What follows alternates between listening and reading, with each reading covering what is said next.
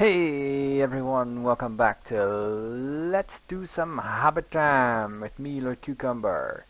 Alright, I will be recording this in 2 bits because I have no idea how to mux things up. I'm stupid like that. Anyway, I want to show you some more of my modeling. I recorded a soundless video earlier, which I will append to this introduction video. So there we go, here we go. And here we are. So, as you can see, this is my new, this is going to be my new Fallschirmjäger unit. This is just the metal models. After I clean them, I stick them to a base with super glue. I am going to run the video now that I have paused here. Quality isn't fantastic, but I did this with my camera on my phone yet again. And so this is what it looks like before I put modeling putty on. And this is after. I'm just going to pause it here for a second. The idea is that you take away the edges around the models by making sure that there's clay around it. And I'm going to show you how I apply that after the shot.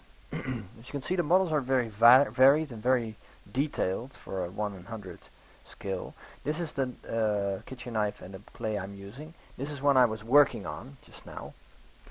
I'm going to try and demonstrate this with one hand, which obviously fails. So I'm taking some clay off. Basically I'm just taking the clay off and sticking it to the base. Here we go. Normally I'd do this with 2 hands, but I had to hold my camera with the other, so it doesn't look like much, but there we go. Alright. Okay, and here's the samurai I did earlier. I'm just going to pause it for a second. This is when I've base coated it. I do that with a kind of spray paint. And yeah, it looks a lot better already. It doesn't look as plasticky anymore. Well, a little bit. I mean, it's a really cheap model. But I put 2 of them, 2 different models next to each other, so that you can have a look at the variety you could create. This is like a wizard kind of anime character with some birds on his sleeves and a nice cloak.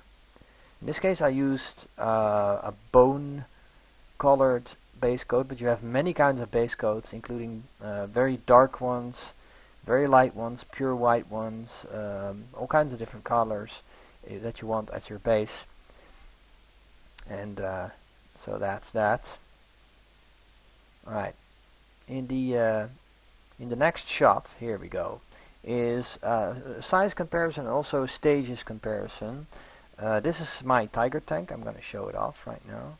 One of my Tiger tanks. It's a late model Tiger 1, Tiger 1E with Zimmerit, which is you can't really see it here. Well, maybe you can in this shot. It was a application developed by the Germans to make sure that mines could no longer be placed on the sides of tanks. It made the magnetic mines almost useless.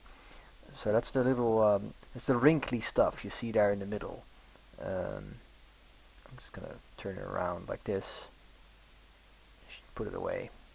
Alright, second tank is a medium tank. It's slightly smaller, but still has a pretty high profile. This is a Grant tank. There we go. It's spray painted and not finished yet, obviously. Here's one of the earliest Stuart tanks I've been doing for my Africa 8th Army minis. It doesn't look very good on camera. I can tell you it looks a lot better in real life.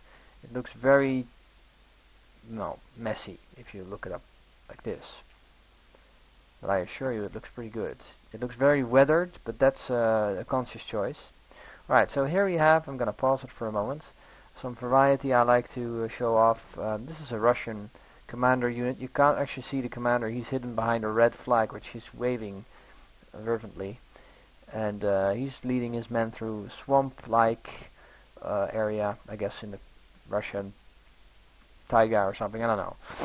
Anyway, so that's that. Looks pretty nice. The guy in front has a PPSH, the other one has a rifle. And And here we go with the last model I wanted to show you guys. One of my favorites, the 25 pounder guns.